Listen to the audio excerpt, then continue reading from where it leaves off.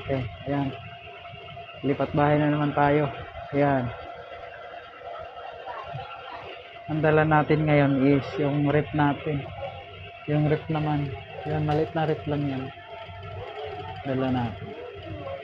Tapos yung upuan. Tapos yung lalabag may laman. Ayan. Ayan, may laman yung lalabag. Dinadaanan lang natin tuwing uwi sa galing tayong trabaho, pauwi ng Bulacan, daan tayo dito ng Caloocan, may paho, kukunin yung mga gamit na natira, konti na lang natira na gamit. Sunod, diretso na uwi na tayo, diretso na. Ayan. Okay.